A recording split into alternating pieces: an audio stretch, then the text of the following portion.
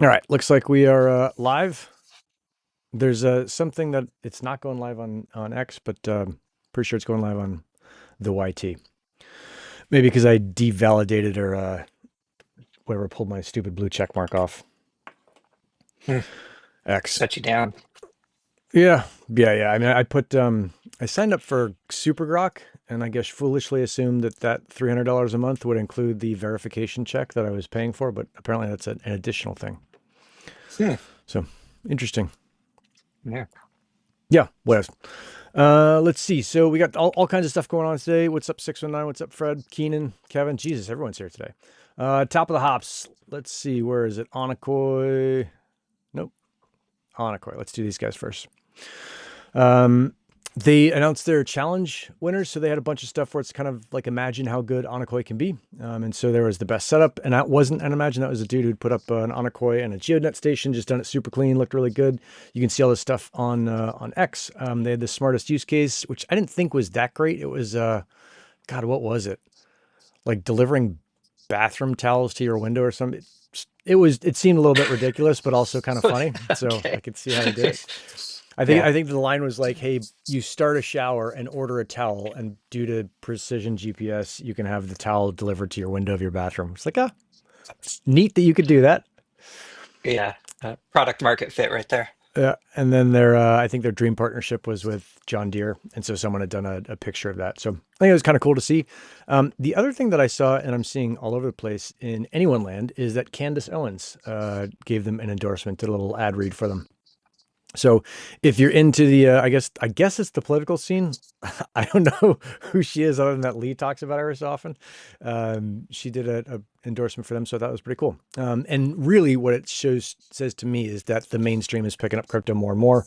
And unlike in the previous administration, crypto is actually something that is within the bounds of what you can do. So super cool to see this world grow. I know we've seen it have some real struggles in the last year or two, and cool to see that reversing. So very cool there. Okay. And then what else they do? They highlighted their move over to base. That was pretty cool.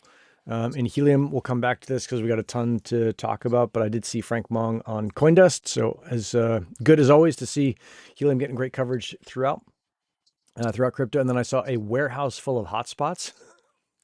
That's a lot of hotspots in that picture. Did they get the picture? I didn't. I Uh, didn't see that one.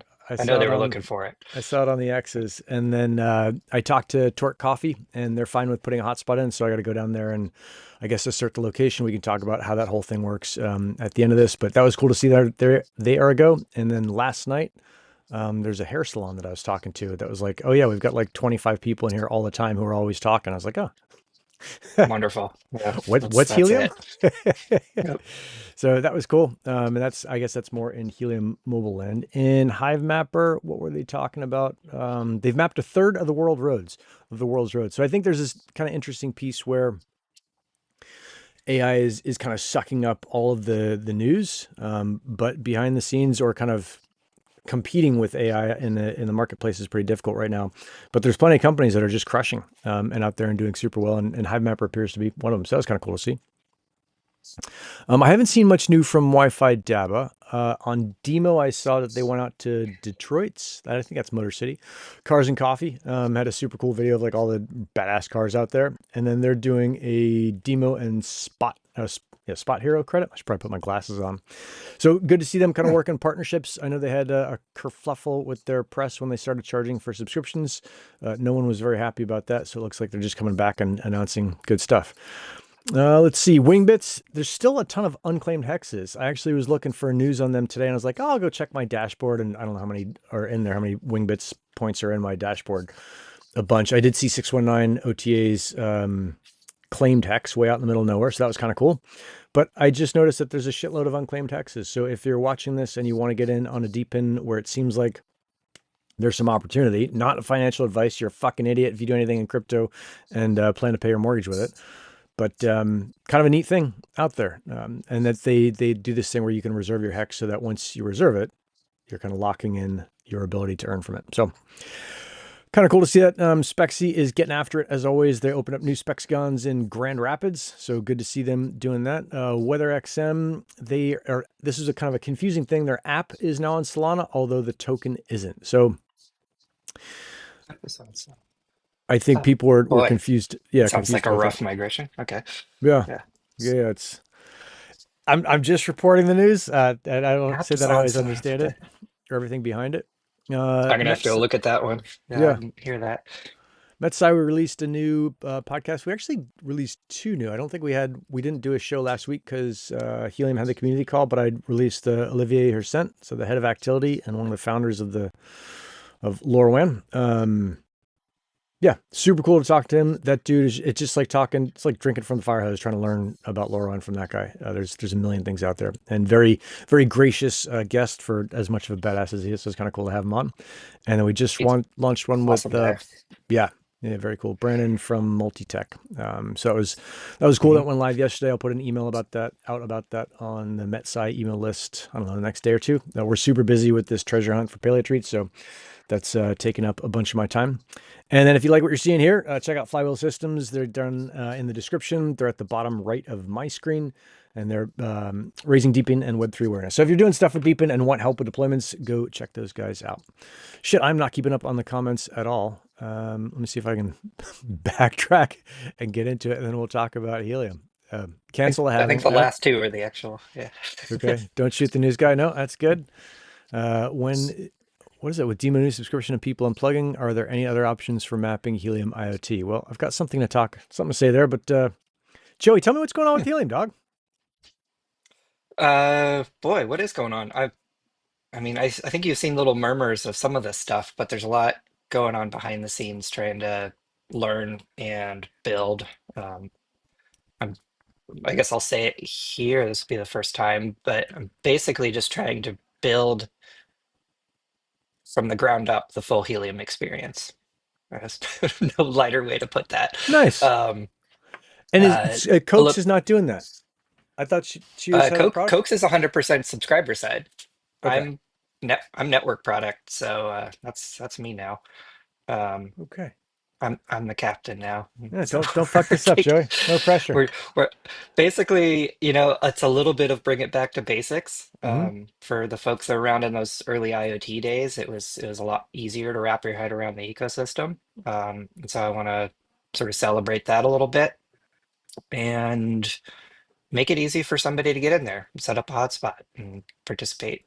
And so there's a number of things that go into that. One of those is this welcome pack thing that Abai and some folks have talked about, Yep. and I've got you doing some testing on. Yep. Um, and hopefully, maybe that makes the cut, maybe it doesn't. And we're doing this testing right now to make should sure that it should I uh, not continue on with it? no. Like, and that's the key piece of it is like we want to understand like how do these tools affect the approach and the frame of thinking when somebody's like, hey, I bought a hotspot for myself, I bought another one, I'm not really sure where to set it up. Like, what is the next step to Yeah. to sort of go bring somebody else into the fold? Um, and so that's sort of the key piece of the idea there is like how can we make that sharing side of it a little bit easier. We've got a lot of these bulk deployers who have, they pay for the internet, they split rewards, they, you know, do whatever, like Yep. maybe they pay you some cash each month. Those are all models that people have created on their own. And I think we can sort of approach this as like, hey, here's the toolkit. Here's how you don't have to figure this out for yourself. Like, Yep. here's a system to do it. Yep. Um, so that's the hypothesis that we're testing right now. And then that is a siloed test alongside an entire other thing that is going on. And so An entire that's other the top inside secret thing. scoop. Okay. That's all I'm going to say for now. All right. More soon. Well, let's see. So the Torque thing, I went down and talked to Torque Coffee. They're down on 35th and El Cajon. For those of you in San Diego, it's fantastic coffee. They're super serious about it. They were gracious enough to sell me some of their Perla Negra beans, which are fairly difficult to get. And if you're a coffee nerd, you would think of them as an exquisite bean. For most people, they wouldn't give a shit. But very cool. I tried to roast to their standards and failed. So my coffee is not quite as good as theirs, but they've been doing it a long time. I talked to him about putting a hotspot in there. He's like, yeah, sure. Let's totally do that. It was nice that I could say, hey, there's one in Bika and they're making a couple $100 a month. You can go check them out. So like as soon as a business owner hears that someone else is doing it and they're making money, they're like, oh, cool, I'll do it. And that also happened last night. We went to a local business association meetup, the Adams Ave Business Association. And I was talking to a hair salon there, and she was like, "Yeah, totally, bring that thing by. We'll try that out." She had some Sweet. trepidations about like would it affect the internet, and so I thought about, is it Brainstormer that has suggested paying for like he brings in AT&T or brings in a separate line? I think so. Yeah. Yeah, which I thought was kind of cool. And AT&T here, like for a 500 up and down, is maybe 50 or 60 bucks a month. For a gig up and down, it's like 10 bucks more. So I was thinking, Mhm. maybe I'll take that risk and just bring in my own line, and that way I don't have anything to do with their line, and they can't blame me for the internet. I believe it would mean I'd probably need a separate router and setup, and I would like to put in like a UMP, so it's like I've got way more control over it. But maybe I just say fuck it, and I use the AT&T box, and I just do one line off that. I'm not going to, one Ethernet cable off that, and go straight to the Helium hotspot, and not worry about putting up an AP or anything else. So, Yeah. I'll probably cover you. yep. I was Yeah. offering them 50%. Kevin, I saw the request there, but I'm not sure if I bring in AT&T to them, I might just say like, hey, why don't you guys let me put this thing in, and I'll pay you 20 bucks a month, because I'm already paying for AT&T in that case. So Yeah. Or get them, do a 90-10 split, 90 in their way, and just do it on the existing internet. You're like, yeah. yeah, Save me the overhead, right? yeah. Um, No, Travis, I did yeah. not say put in an EMP. I said AP, which I believe is access point. Although EMP would be cooler, and I've had a dream about a mini EMP that is directional that I can put in my car and just shut down those fucking cars that pull up next to me at the stoplight, banging their goddamn music. But probably for another podcast. I've probably already talked about that on Yeah. this one. Yeah. So Those yeah, and big audio systems would probably eat that EMP right up. ooh, God, I would just love to fucking shut their entire car down and drive off. That would be the best. Clearly not legal, but and low down on my list of priorities for right now. I'm working on a thing now that's like a mapping piece with a bunch of the nano tags. We got the local nerd group Mhm. here in San Diego. I went down and talked to them last week, and I was going to go present a bunch of nano tags to them this week because I've just got this idea to do this thing. And I think PFG Neil has done something very similar to this, but I was talking to Star Watcher about it. It'd be pretty cool to not worry about mapping the territory first, but just to build a relational map of all the gateways. So instead of assuming that the gateways are where they are, you just say, hey, the only thing I know is the RSSI and SNR from each nanotag. And so as the nanotags go out and they do multi-buy and they get their 6 buys from every ping, can you build a map that is, I think of it as like it's floating in its own space, and then as that map gets more and more data, can you then fit that map to the actual real world and then see Mm. where it doesn't fit to the real world, and ideally accurately assess whether that is correct or not? I think it's worth a try. Um, I Yeah. mean, my mind goes wild on all of the environmental effects that can make those a little noisy, but I think in broad strokes, you'd see some trends there that would give you some clear signal. Yeah, yeah, it'd be kind of fun. And all these guys are, they're not radio nerds, but they're fucking super nerdy. And I was like, all right, great. I can basically like open a door for them and see who walks through it. Hmm. So Yeah. So, I mean, those nanotags are just an awesome little platform to play around with. yeah. And the battery life is surprisingly good on those. Like, I don't remember how long ago it was that I went to go visit Jameson Buffmeyer over at that hack space in San Francisco. Hmm. We set up a thing to track a balloon, and they ended up not using it because they were overweight on the balloon. But it's sitting in that hack space, still pinging Is it however many months 50,000 later. transmissions, I think? Yeah, it's like once every 5 minutes or something. It's still been going. Jesus. I've Pretty got wild. this idea too, because God, I started writing this thing, Joey, this blog post on like nanotags, because the idea that I had was I'd go to the meetup and then say, hey, if you've never done LoRaWAN before, here's like how to onboard the thing. Here's how the whole thing works from soup to nuts on one page. And so I ended up building tools to estimate the your cost of use. So you could say if I fire this thing, if I buy 6 packets and I fire it every 10 minutes or 20 minutes or 40 minutes, like I built this little tool on the MeteSci site so you can see instantly how much it costs in MeteSci land, not in Helium, because MeteSci is 10 Hmm. times as expensive. Um, and then I had to build another tool to do downlinks because that's the only way you can configure them.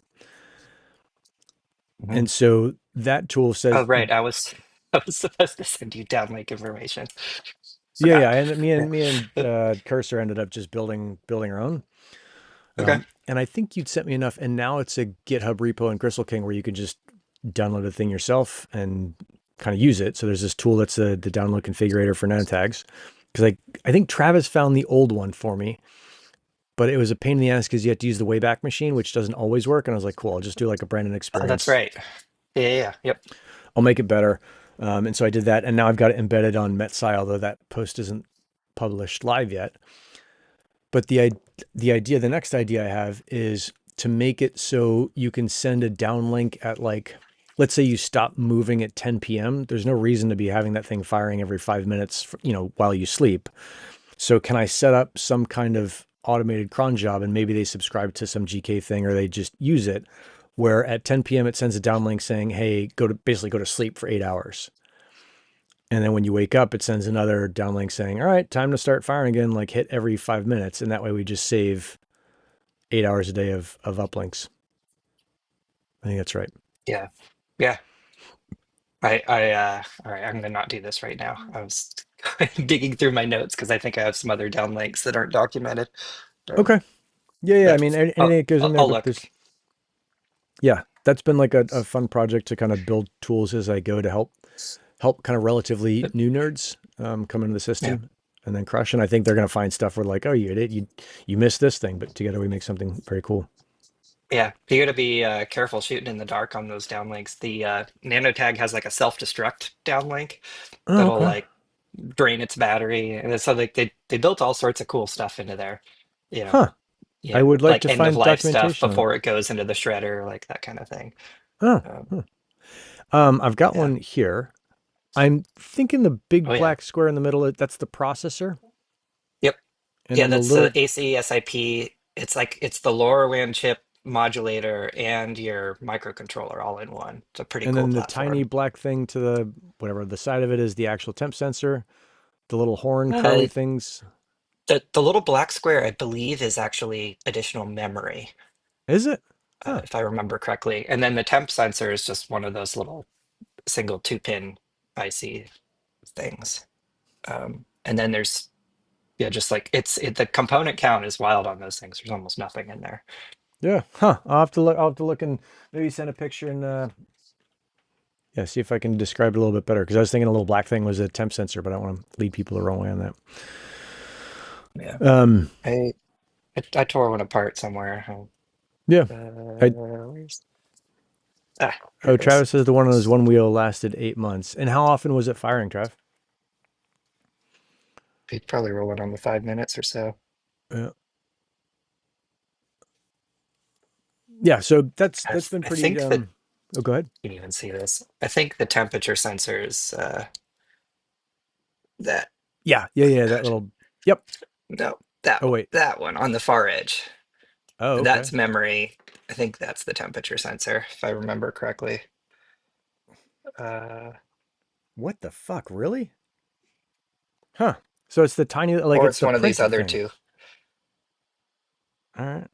Interesting. Yeah, the little black box. I'm almost certain is just Is memory. memory. Okay. Well, I will have to Yeah, update that in the official post. I didn't to take a closer look. But yeah. anyway. I didn't see a ton of documentation on it and it looked like they'd been bought and then the like this is why I had to build a configurator was that they took the old one and just took it offline. It's still on Wayback, but it's not on the current machine. So Mhm. yeah, Yeah, the website's in rough shape. yeah, yeah. I'm aiming to do something super useful for it. Hey, I had a question for you. Let's see. So we talked about learnings from the welcome pack. Is there anything else that you've kind of learned so far? I got a bunch of questions for you, actually. Well, We'll I start with the went and welcome pack. did one of my own installs, sort of following the same thing. Mm-hmm. and I had positive and negative outcomes, frankly. So, like, which is good, like, right? That's why we do these things. Yeah. So the welcome pack piece, frankly, was pretty flawless, and it was really cool to just be able to be in this restaurant and say, like, scan this QR code. As long as you can use your email, you can use this thing. Um, that's going to be sort of the magic piece of this new platform that I think will, I, I'm 100% on at this point, given that Okay. experience. Um, it's the 12-word crypto curve of getting people into stuff, just like it sucks, right? Yeah. That's terrible. So anyway, I think with that part we're good on. The part that I really struggled with was frankly understanding what the hotspot was doing. Um, and so we're having some discussions internally now to bring a little bit more understanding to what those lights are doing. And so in my case, I plugged the thing in and it didn't actually have internet. It had, of course, a local area connection through the Ethernet. It was talking to the router, but wasn't getting out to the open web. And that was a very hard thing to understand Yeah. on site. And of Yep. course, you're sweating and up a ladder and trying to not make a ruckus for, this restaurant that you're standing in. Yep. Um, so I think there's going to be a little bit more that'll happen there. It's a challenging thing to roll out because the gateways already have firmware on them. So if you were to pop something straight out of a box and be in that store, it's not going to help you. But it's one of those things where like next manufacturing runs of hotspots, things like that, will be able to include this. Or you do a little like update at home, then go to your site with a sort of known good configuration and try to make it work there. Okay. And And then you'd that's what have I a should better do. clarity. Okay. Yeah, if you're uncertain about the internet connection that you're walking into, just plug it in at home for 20 minutes or something like that. Don't need to onboard it or anything. It's gonna you phone home, get its firmware updates, um, and then you can take it on site, and you should be in good situation to do the rest. Ah, okay. So at least right now, as of August 6th, 2025, what I should do is plug the thing in at the house or at the office, wherever, and just let it sit. Don't try and connect to it. Don't do anything. Just like let it sit and figure out whatever it's going to do on its own. And then I think Yeah, my next step would be to assert it at Torque so that when I plug it in there, like it just it's just ready works. to go. Yeah, Yep. I would do that too. And that's what I did in this case. Like I just Okay. pre-asserted everything to the Yep. restaurant. Um, it's still sitting on my bench because I didn't leave it there. Yep. Um, but so I have to go back with a lockpick set and find my way into their little router box now. It was Oh, that's right. Yeah. Yeah. uh, yeah. Huh. But yeah, their whole thing was sitting in a server case that was locked, and she's like, I don't have the key to that. So these are the things you run into. Yeah. Yeah. Yeah. Okay. Cool. Yeah. I think I'll because I've got the one hotspot from Welcome Pack stuff. I'll just get another one and see if I can put it into Salon. The interesting thing is the salon is across the street. I meant to ask you about this. It's across the street from what I call the flea market, which is not a flea market. It's like this clothing market that happens every weekend, and it's in a Mhm. parking lot. And there's probably 300 people there at any given time. And so what I'm thinking is I'll set up an indoor for the salon, and then on the roof I'll set up an outdoor, pointing at that Mhm. parking lot, and figure that for 2 days a week it's going to crush, and then the other 5 days a week it'll probably not do that great. That'd be awesome. Yeah, Yeah. I've got a hotspot in my woodworking shop, Mm-hmm. and it's a space that's sort of split up into like a dozen spaces. Yep. One of them is this little music studio, and I think they do a show every weekend because over the past couple of months, I'll have this trickle of, three or four people, and then on these weekends, I spike up to like 40 people within this like set period. So I think they're just having a whole bunch of folks in there, and it it brings in a bunch of data. People are still on their phones in this music show. Must not be very good, but Yeah. um, yeah. Yeah. Yeah. Hey, maybe they're just like filming it and you're actually getting more data. It's even, yeah, it's incredible. Yeah. Some little underground thing. Um, anyway, one of these days I'm going to try to get in there on that day and see what's going on. But Yeah. yeah, those one spikes can be a lot of traffic. Yeah. Yeah. Okay. Well, I'll try that out and see if they let me use their roof. I've got, God knows I got extra rooftop positioning things. I've got, let's see, I've got that Sense Cap, the multi gateway that I bought. Hmm. And one of the things on my list of things to do is to go install that down at another building and have it run its own private LoRaWAN, but also roam onto Helium. And I think I can Hmm. use my OUI to do that. So like, and I may just not Hmm. be understanding it. But what I want to do is have like that space have its own private thing because those guys are super concerned about privacy. And then also say like, yeah, this also will pick up other Helium stuff so that you can run on whatever network you want to. Yeah. I would check out the multiplexer from Orn via ChirpStack. He's got like a Okay. little thing in there that does that. From what I've heard, it's pretty much the best one out there. Okay. I will do that. So let's see it. And I've got a Yeah. chirp stack, a separate chirp stack set up here at the house because I wanted to play around with it. Um, yeah, that is all I'll say about that, but I'm super fucking pumped about this thing. Cool. Um, totally different. Let's see. How am I syncing my local to my LNS? I don't know what the fuck you're talking about, Trav. Cool. Yeah, I'm not sure. I Travis don't know. typically assumes that I understand a lot more than I actually do. He's like, "Oh yeah, He's you're 10 steps ahead. yeah. That's the thing." Let's see. Packet pricing. Um, I'm writing this nanotag thing. I ran into the thing and I just don't see it in the documentation. And I think it's because I just don't know where to look. But I'm trying to explain packet pricing to someone who's not familiar with it. If I'm Hmm. understanding it right, a DC is a 24 byte packet, but Hmm. that 24 bytes of that, about 13 of those bytes are taken up by some packet headers. So you only actually get 11 or 12 bytes that you can use, and you're paying for the packet headers. Or am I not understanding that correctly? Jeez, it's been so long. I don't even remember. That's the thing. Um, Like, and I went back and was like, oh, in HIP 4, it talks a little bit about this. But I was going through it with GPT and Grok and whoever else I can enlist on the AI army to my cause. And there's been a fair amount of argument. hmm. I mean, the easy test there would just be to stand up a node where you can control the packet size and see how much you can blast over the wire and how that lands on your LNS. I'd Um, have to look. I don't even know how to track it per packet on my LNS. Like, I wouldn't know where to look for that. I would Because, just stand up a device that like literally increments from 1 byte to 2 bytes to 3 bytes as it sends packets, um, or do it manually, and then you would see in your LNS what you're getting hit with in a payload size, right? yeah. Yeah. Because I've got this. I mean, I've got the nanotag sends a 6 byte payload. So, like, it doesn't matter for this thing because they're going to pay one DC per uplink no matter what. Yeah, But it yeah. bugged me that I didn't understand it, and B, that I couldn't find where it was clearly explained. And the closest I can get is, not the I'm closest I pretty can get. sure it doesn't count the headers.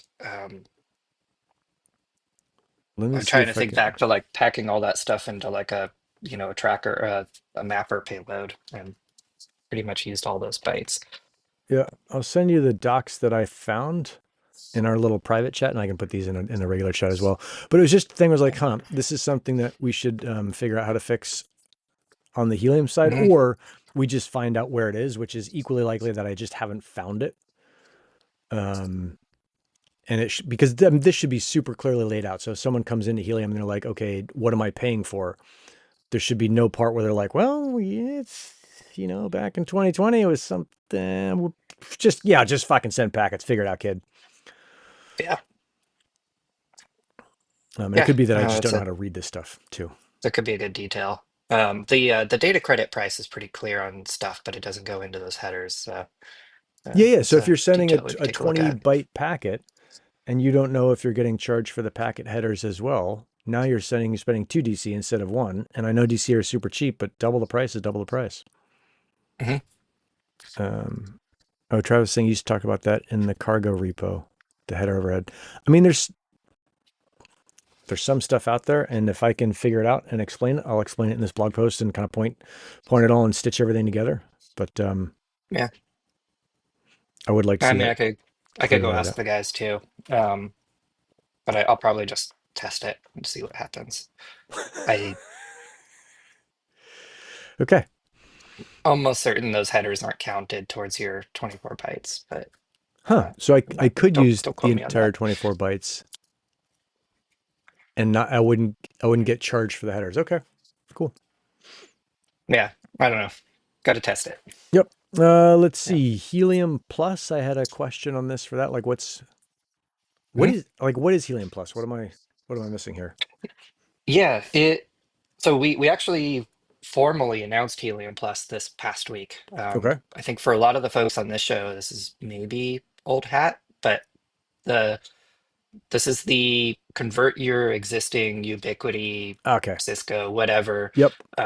network to work on the mobile network. Yep. And so there's the self-serve version of it, and that doesn't get people access to the MNO stuff because we need to have like a solid understanding of location and backhaul and all of that. Yep. Um, Helium Plus, we solve those things with basically a contract and a conversation. Um, so the Nova sales team will chat with you. You kind of get set up. They'll walk you through the configuration. It's like a whole sort of white glove thing.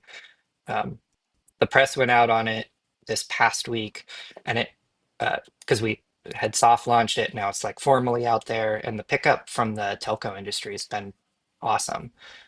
Cool. So all of these trade orgs and stuff are like, this is the Uber of your, Wi-Fi or mobile or DAS or Jesus. whatever. So That's big the words.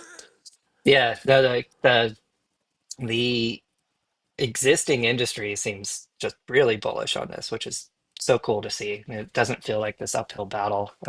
Folks are, looking for something new. They're probably a little tired of what they're working with before. So the Helium model turns this a lot on its head. Um, so anyway, the inbound is exciting to see, and I think just the support from industry is really validating for that mobile network. Cool. Badass. Yeah, Dig it, dog. yeah, yeah. That's all I got. And like, Yeah. well, Go ahead. but you were talking like throw Ubiquity into that hair salon, like that's that. So that would be the in there. Oh, nice. And Kevin said he converted a hotel in Miami earlier this year with Joey's help. So actually, It's let me make sure. crushing. Yeah, Yeah, Kevin's a crusher. he was the early one too. Yeah, of He was one of course. the first. Yeah. He was on the Gristle crew. I like to think that the He Gristle crew he members were. he was back in there when I was still doing the sales calls for the onboarding. We actually have a sales engineer doing that now. So does this mean that instead of, and it would be more expensive, but it would give me more flexibility, instead of buying a hotspot, I would buy a UDMP and an access point and put it in the Mhm. hair salon and say like, hey, this is just like a normal Wi-Fi. Use it however you want. And then I would go to Nova and say, hey, I've got a couple UDMPs at different locations. Can you show me how to switch all of them over so that I earn for the data that passes through the access point? Yep, Badass. basically exactly that. Huh. And it's a completely separate SSID, so you can do all your business on one end, Yep. and then there's just an SSID that's Helium, and you do all your carrier offload stuff there. Huh. Um, And so that will no, double the cost for me because a Helium hotspot is $300 and a UDMP I think is 300 and then the AP is another 200 or something. So it's 500 instead of 5 or 600 instead of 300. But man, once you have a UDMP in there, you've got lots and lots of flexibility to do whatever else you want. when you also don't have to go full bore with the UDMP, so you can get like there's these little what do they call it? It's like the little they're smaller boxes. Like in my Yep. wood shop, it's what I use. Yep. Yep. And it's Oh, got that's the right. full controller capability, and you can do Passpoint and all that. Um, Actually, somebody was asking me, our friend George in Chicago was asking like, what's the minimum like Hmm. Ubiquity setup that I can get and go set up somewhere? Okay. Because you walk into a place, it feels more professional because you're like, it's Ubiquity, and you can kind of stand by that narrative. The the Helium hotspot's super clean and all that too. Yeah. Um, but uh, yeah, so I guess caveat, right? If you're going to sort of do the trade-off between the Helium hotspot and setting up a Ubiquity system, of course, you're doing all of the configuration for a Ubiquity system. You're a little bit more of a network engineer role in that setting. You won't get proof of coverage. So if that's a valuable part of it for you, like that is worth taking into consideration. Yep. Um, and then there's a small percentage fee that is included for the Helium Plus thing, and that's the management, it's the submission, it's all that other stuff. Um, and the sales How guys at small Noble is help you this take care of fee? that. Is it ongoing? Is it It's a like it's like a single digit percentage of the earning. I okay? can't remember exactly. Uh, I should know that, but yeah. I think it's tracked to be fair. We haven't seen a lot of pushback from folks, and so the trade-off of not having to go buy additional hardware to go put it somewhere is often what is the sort of attracting side there. Yeah, yeah. And I'm Um, thinking of just like what I could do. For me, I would think basically I would be buying access to a rooftop for pretty cheap for some other projects. If I don't care about that rooftop or like Torque, I can't get it because they're on the first floor and I think there's floors above them and it's very unlikely they let me do that. Fuck, I'll just put a mhm. helium hotspot in there. With the Yeah. salon, much more likely that I could put something up on the roof. And so if I can then say like, hey, I've got my own basically network there that I can use and I also get helium points on that, that'd be pretty cool. Mhm. I mean, Okay. I still definitely recommend the Helium hotspots because they've got the speed Yeah, test. they're We can do easy. metrics. The telcos, this metrics thing that we've kind of murmured about a couple of times, like Hmm. only the Helium hotspots are doing that right now. Okay. Um, it's the first OEM in the ecosystem that's doing this new standard. And the telcos want that. Like I've been on those calls. They're like, give us that data because they are running completely blind right now. Huh. Um, so there is value in the greenfield side as we Yep. greenfield brownfield, right? We're not saying Um, brownfield, Joey. Come on. yeah, converted networks. Um, but anyway, it's just an awesome option to have out there. I Yeah. love that Helium can operate and not have to charge you, $250 for a piece of hardware. Like Yep. that's not what this network is trying to do. Like Yep. that's out of necessity. It's not out of like we're going to sell you overpriced hardware like I see Yeah. some projects do. So anyway, that's my That's your my spiel. piece. Very cool. Yep. Let's see. What else? I've got some stuff in that's total nerd stuff. So this is a Dragino LHT 52. It comes with, have I already lost my mind about this with you? I've got a little Mm-mm. rant on this. So it comes with a USB. So one would Mhm. think, Joey, that you could just plug in a USB cable to that, plug in the other end of the USB cable to any computer, run a cool term, whatever, and just talk to it. Nope. That fucking USB is not, what is it? How do you say it, Travis? It's not mapped to like a regular cable. There's just only a couple pins on that thing when you break it out that go to the right place. And they're not like it basically it just doesn't fucking work. And so you have to buy this special goddamn USB-C breakout. And then you wire that up to some other special non STM, non, what's the thing that Travis always tells me to use? Like you have to buy these two kind of specialty pieces in order to Yeah, even talk to this thing. It has vexed me to no end. that's annoying. Yeah. So they basically had the opportunity to just give you a USB interface and they didn't. Yeah, which is The weird cable, because like the jack is there. They paid for the part. yeah, Um, yeah, ah, I don't get it because I've talked to the Dragino people and they're not dumb. They're smart people. What is it? As Travis saying, they're not specialty. So it's just a huge pain in the ass. And then the other thing that I think I'm finding, and this could totally just be my ineptness with this hardware stuff, is that I think the Draginos ship without subband 2. Is that right? So when you uh, possibly, yeah. try and join them, it doesn't work. And so you have to go in if you want to get it on Helium. This is my current understanding, could totally be wrong. If you want to get it on Helium, you have to go in and configure it. But to configure it, you need this fucking hardware. And then you have to order the hardware from AliExpress or from Parley Labs, but their shipping is like $30 because Brian's like, dude, I got shit to do. I can't go I can't go to the warehouse for one, $8 part and ship it for $2, which is totally fair. Like Right. I'm on board with that. Yeah, you could go to the warehouse, couldn't you? Yeah. Nearby. Yep. Yeah. And then Travis, yeah, the bus pirate. So Travis is telling me the bus pirate will work. I Travis, I've tried with GPT and Grok walking me through it, and they all say that the bus pirate won't work. So maybe Travis and I need to spend some time together and figure out how to do it, because I thought you could just do this transparent bridge thing, but apparently it doesn't. Hmm. I haven't gotten it to work yet, and I've put, I don't know, like maybe not 20 hours into it, but I put a lot of hours into trying to get it to work. Yeah. So yeah, Huh. but that was like an obnoxious That's thing, and frustrating. I think there's this opportunity for someone to build devices and just with the intent of like, hey, this device will work out of the box. Like, Right. which seems so stupid that it doesn't exist, but like an IoT device that every time you try to use it, it works. I've got another device on my desk, and I'm not going to shit talk these guys, although I'm fucking super pissed with them. I'll describe it to you. I will not mention the name of the company. This thing came with the battery pack.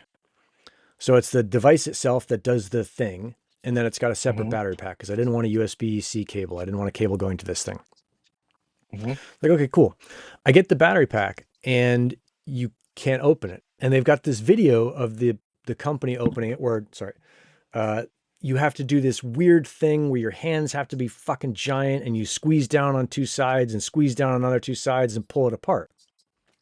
So it's like, okay, I'll try that. So I go and try it, and I don't have the strongest grip. I injured my hand a while ago. So like I can't get it. I'm like, just like I'm fucking weak. This is embarrassing.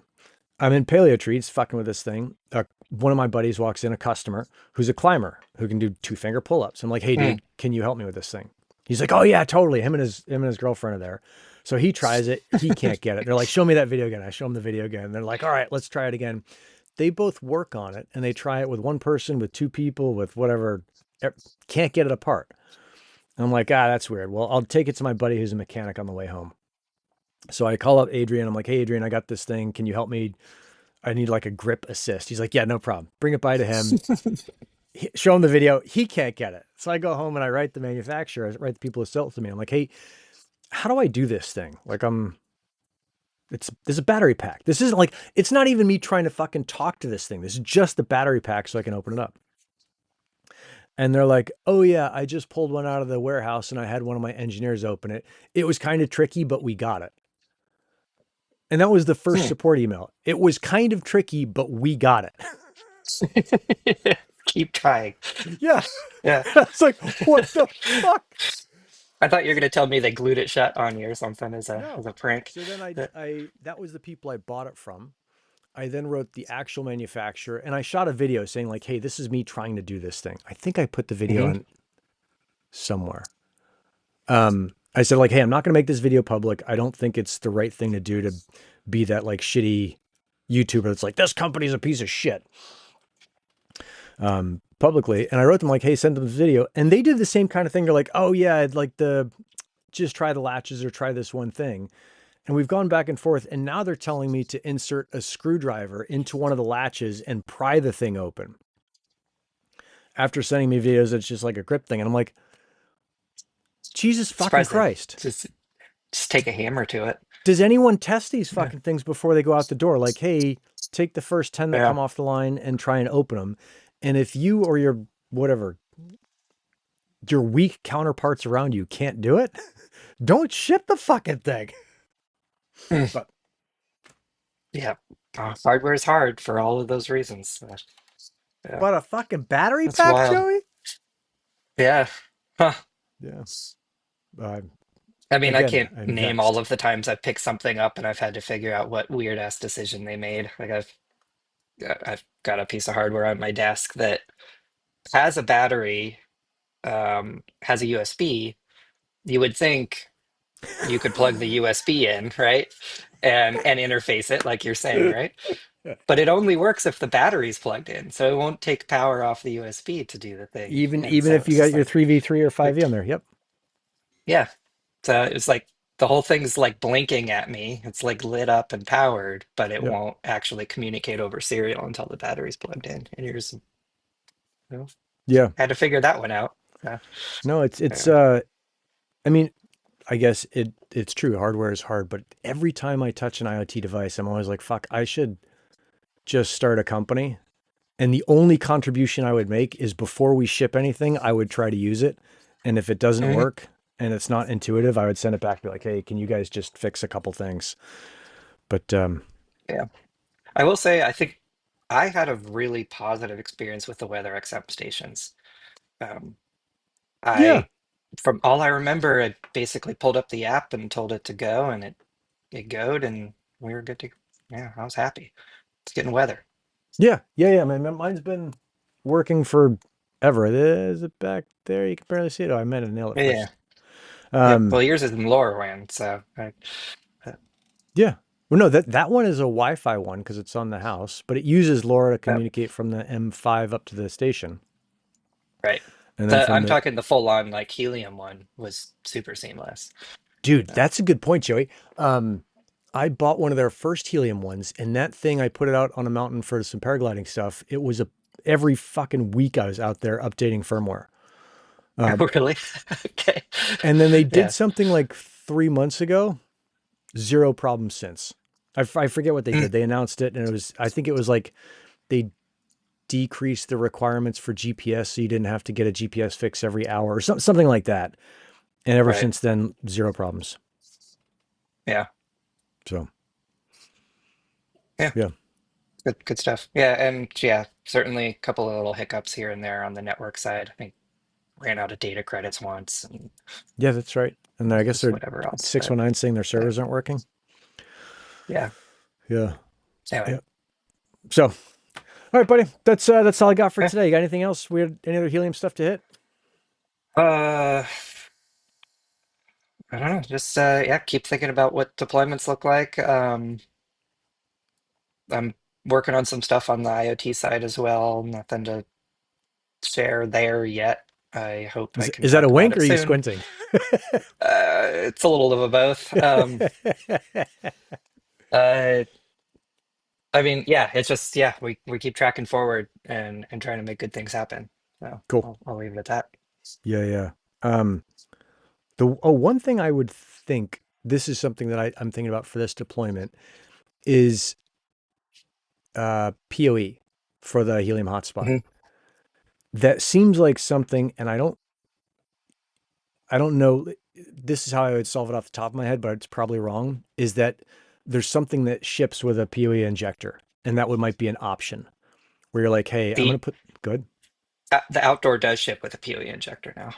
The outdoor does, yeah, but the indoor is like it's such a limiting piece as far as for the deployments I'm thinking of because I got to go buy a PoE injector and I was just like go buy one off Amazon and I've bought a couple now that are Mhm. duds and it's like oh if Helium is going to sell that stuff either have the option to include it and be like hey think about your deployment or Mhm. the other super easy thing is like hey these are three brands that work really well they're known they're tested they're proven etc like get these Get the so Ubiquity one. It's just yeah. okay Um, yeah. I guess the challenging thing with Ubiquity is like if you're just going to go buy one part, they charge you the same shipping as like 500 parts. It's a kind of yeah annoying. yeah. Used to be free shipping. Uh, but yeah, the PoE Plus injectors that Ubiquity sells, I've never had an issue with, and they seem pretty rock solid. Okay. Ooh, this dude's got a bunch of bobcats. Adam Uh, James. I think you're talking about IoT. Well, you must be talking about IoT yeah. because I know that it's Oh not yeah. mobile. Are they Um, still profitable plug in and run? No. Let well, me make that. depends. My my IoT hotspot on my roof is just moving data like crazy. So it really depends, I think. Yeah, I If you're think gonna throw mine it on is. a bookshelf, like maybe not so great, but Yeah, all in all, like it's coverage on the network. If somebody wants to go play around with it, like go play around with it. If you already got the hardware, go set it yeah. up. So, but to It's not think about, profitable sitting in a box. no, you're zero there. That's a good point. And like the one on my roof is doing well as well, but it's also on a good antenna and it's 20 some feet above the roof, et cetera, et cetera. And we're in like the magical piece. Adam, if you've got a flagpole and you've got a bobcat, give it a shot. I would expect to have some problems with onboarding. Joey might correct me there. Yeah, pop into the Discord and the mods are usually pretty good at the most up to the date stuff. The nice thing with Bobcat is I think the way they configured it, it just reaches out to GitHub and pulls the latest images, like automatic. Like they didn't run the thing themselves. So for better or worse, it actually does update. Um, but the onboarding fees are probably drained. So if you haven't onboarded it yet, you might need some HNT to fund that onboard. Yep. And So the just Helium wallet app walks you through those details too. oh, cool. So if he pulls his Bobcat out and plugs it in, I forget how those things even connect to your phone or like what the onboarding process would be. The Bluetooth. Yeah, Bluetooth, and then that should work with the Helium wallet. You can't use the Bobcat app, I don't think. I don't think it even exists anymore. I don't think so. Yeah, we put it Okay. into the Helium wallet as manufacturers were sort of screwing up, and we're just like, hey, we're taking this back over. Yep. Um, And you'll so, need HNT or Sol. well, you'll need a little bit of Sol just for transactions on the blockchain, Yep. um, but you will need HNT to cover the data credit onboarding cost, which we did decrease. What is it now? It's like 10 cents or something. Actually, someone was talking. Oh, It's maybe I was talking about devices. it's $10 to onboard and then $1 to assert the location. That's And it right. used to be like 50, Yeah. so we lowered it through the working group. But Oh, and Adam yeah. saying he ran them for a couple of years, but then they were unplugged for a couple of years. Yeah, I would. Oh, then you're all good to go. You Yeah. reassert the location if you need to, but yeah, just plug them back in. They should be good. And then change the password. Travis is saying the admin password is known. Is it admin? I don't even know what that. I'm not sure. Yeah. Yeah. All right. Well, have fun with the Bobcats. Fucking A. Yeah, it's fun. I mean, there's people doing cool shit with the IoT network right now. Got to keep your ear to the ground because it's everyone's heads down building, but Oh yeah. um, hopefully we'll Well, see more of that stuff landing soon. You're doing cool shit, so yeah, keep it going. I feel like I'm doing exceptionally exciting stuff. And some of it is there are only two people in the world that know about it. And it's not you yet because it's but as soon as this fucking thing is ready, Joey, I think you're gonna be one of the first people to get this link to like, hey, go test this out and tell me what you think. But Sweet, yeah. I'm ready. All right. Well, carry on. Have a ripping week. I'm gonna go do some treasure hunt shit and work on this blog post and update the fact that I didn't get the temperature sensor right, and that's actually memory on the nano tag. So thank you. All good. All Yeah. right. Yeah. All right. Cool. Take it easy. We're I'll out. catch you in a week. Loots.